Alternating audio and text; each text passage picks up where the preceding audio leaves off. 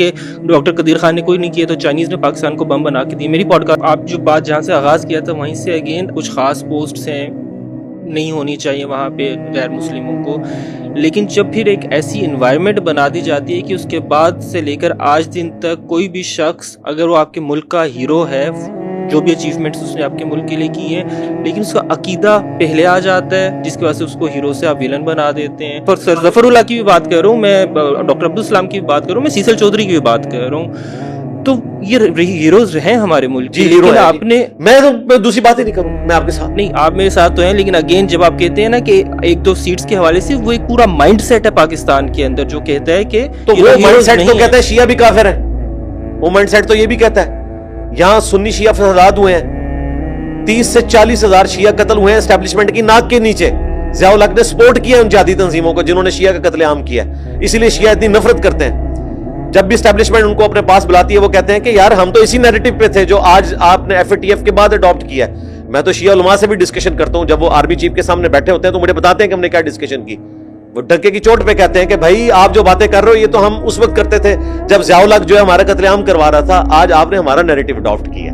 تو شیعہ کمیونٹی جو ہے جو پاکستان میں 20% تو ہے, 20 سے 25%. قادیانی تو آٹے میں نمک بھی نہیں ہے, کرسچن تو آٹے میں نمک بھی نہیں ہے. آپ دیکھیں مسلمانوں کا ایک فرقہ, اس کے بارے میں اتنا سخت رویہ اڈاپٹ کیا گیا. آپ قادیانیوں کا ذکر تو کرتے ہیں, سب سے مظلوم طبقہ یہاں پہ شیعہ جو مسلمان ہونے کے باوجود قتل ہوئے ہیں, وہ سب سے پہلے نمبر کے اوپر مظلوم ہے یہاں پہ. میں سنی ہو کے یہ بات کر رہا ہوں, ان کے حق کے لیے آواز بلند کریں نا, اصل تو ان کے لیے آواز بلند ہونی چاہیے. میں آپ کو بتا رہا ہوں کہ اسٹیبلشمنٹ کی ناک کے نیچے یہ سب کچھ ہوا. تو آج اسٹیبلشمنٹ کو جب خیال آ گیا کہ وہ اپنا قبلہ درست کر رہے ہیں تو بہتری کی طرف جا رہی ہیں چیزیں. آپ دیکھیں, میں آپ کو بتاؤں, چلیں میں آپ کے کیمرے میں کوڈ ورڈز میں بات کر دیتا ہوں. کچھ عرصہ پہلے پنجاب لیول کی ایک میٹنگ ہوئی اور اس میں ہمارے ملک کی سب سے طاقتور شخصیت بیٹھی ہوئی تھی. میں نام نہیں لیتا ورنہ پھر پرابلم ہو جائے گا.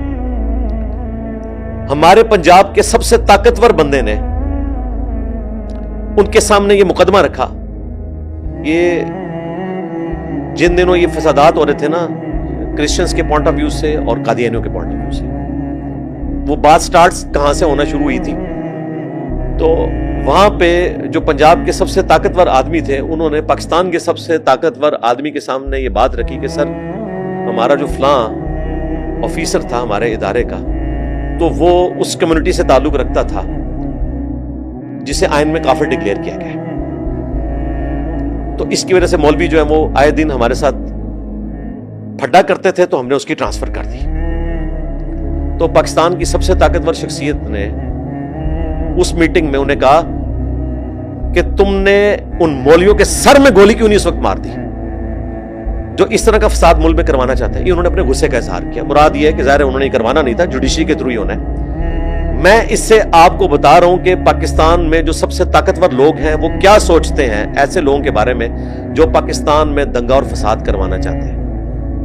جو نان مسلم یہاں پہ آباد ہیں, ہاں وہ قادیانی ہوں, کرسچنز ہوں, ہندو ہوں, جوز تو بہت تھوڑے رہ گئے ہیں اکا دکا, یا باقی لوگ ہوں, ان کو بھی زندہ رہنے کا حق ہے, وہ بھی زندہ رہیں گے, ان کے لیے بھی نوکریاں ہوں گی. تو اس وقت جو ہمارے بڑوں کی سوچ ہے نا اس میں یہ ہے کہ ہم نے کو ایگزسٹ کرنا ہے, باقی آپ اپنا عقیدہ اپنی جگہ رکھیں. سر عمومی طور پہ ممالک کو یونائٹڈ رکھنے والے ہیروز ہوتے ہیں نا, کوئی ایک ہیرو ہوتا ہے, 10 ہیروز ہوتے ہیں جس کے ساتھ سارے الائن کر رہے ہوتے ہیں. آپ کسی کو ہیرو سمجھتے ہیں پاکستان کے اندر 47 آنورڈز, کیونکہ پاکستان کے اندر جن کو ہیرو ہونا چاہیے عمومی طور پہ ان کے ساتھ کوئی نہ کوئی کنٹروورسی جو ہے. میں بہت سارے لوگوں کو ہیرو سمجھتا ہوں, ان کی لسٹ تو میں آپ کے سامنے نہیں رکھ سکتا, لیکن میں یہ کر سکتا ہوں کہ میں آپ کو سب سے بڑے ہیرو کا نام بتاؤں, وہ ڈاکٹر عبدالقدیر ہے. سر پھر میں ایکچولی ایک میپ ڈرا کرنے کی کوشش کر رہا ہوں جو پاکستان کے پرابلمز ہیں.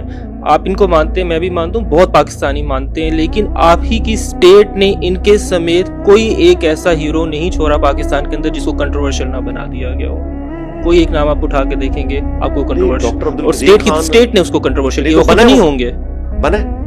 سر مجھے بتائیں, بنا دیے نا, پرویز مشرف تو گالیاں کھا رہا ہے جس نے ان سے توبہ ریکارڈ کروائی تھی.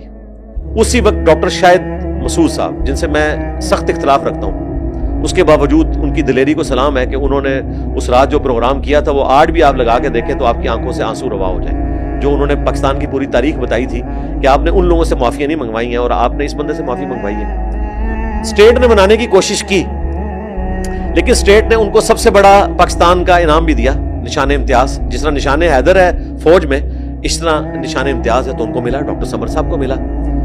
اس کے بعد سب سے بڑی بات کہ وہ پاکستانیوں کے دلوں پہ راج کرتے ہیں. اس اعتبار سے تو کنٹروورشل نہیں بنے. آپ جتنے پولیٹیکل لیڈرز دیکھیں, بھٹو کو آپ دیکھیں تو ہمارے جیسے ڈیموکریٹک لوگ پسند کرتے ہیں نا, مذہبی طبقہ تو ان سے نفرت کرتا ہے.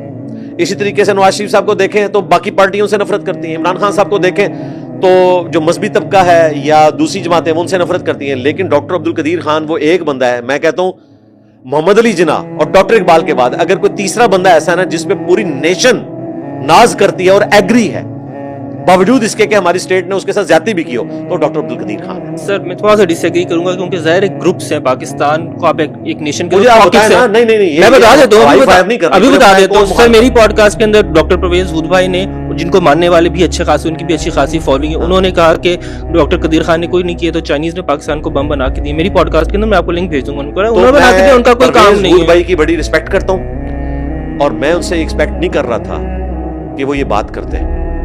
انہیں یہ زیب نہیں دیتا کہ یہ بات کریں. ان کا جو لیول ہے, ان کی جو ایتھکس ہے, وہ مولوی طبقے میں بھی اتنی ایتھکس موجود نہیں ہے. لیکن معذرت کے ساتھ اس موقع پہ آ کے ہود بھائی سے میں کہوں گا کہ آپ مولویوں سے بھی نیچے گر گئے. وانتم تعلمون, میں تو اس ادارے کے ساتھ وابستہ رہا ہوں, مجھے گراؤنڈ ریئلٹیز پتہ ہے. میں تو ان لیبس کے اندر بھی گیا ہوں, تو نان سینس بات ہے. چلے میں آپ کو, انہوں نے کہا کہ چائنیز کا یار سپورٹ والا بات ہے, میں نہیں چھوڑتے. چائنیز سے بھی پیچھے آپ جرمنی کے پاس چلے جائیں. دنیا میں یہ ٹیکنالوجی کہاں سے آئی ہے؟ سب سے پہلے V2 راکٹ جرمنی نے بنایا تھا. جرمن سائنٹسٹ جو ہے وہ امریکہ نے لیے.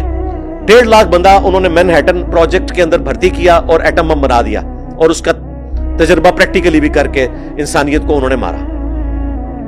اس کے بعد جو ہے وہ کچھ سائنٹسٹ جو ہے وہ رشینز کے پاس چلے گئے. دوسرے نمبر پہ رشیا آیا, پھر چائنا آیا, پھر ظاہر انہی لوگوں سے لیا نا. تو یہ ٹیکنالوجی ٹرانسفر ضرور ہوئی ہے, لیکن مجھے بتائیں امام مسجد یا مفتی اعظم سعودی عرب کو اگر یہ ٹیکنالوجی ٹرانسفر کی جائے تو وہ کیا یہ بنا لے گا؟ وہ ڈاکٹر عبدالقدیر ہی بنائے گا. یہ تو مطلب ان کو سوچنا چاہیے. پھر میں اگلی بات کروں گا. KRLs ایبریشن ہے, یہ کس چیز کی ایبریشن ہے؟ کوٹا ریسرچ لیبارٹری نہیں. KRLs کی نہیں ہے؟ نہیں. اوہ انٹرسٹنگ, بتائیں. ہاں جی, یہ خان ریسرچ لیبارٹریز ہے. ڈاکٹر عبدالقدیر خان کے نام پہ ہے KRL. یہ اوریجنل والے خان کی میں بات کر رہا ہوں, یعنی خان جو ہمارا ہیرو ہے. کون سا خان؟ عبدالقدیر خان.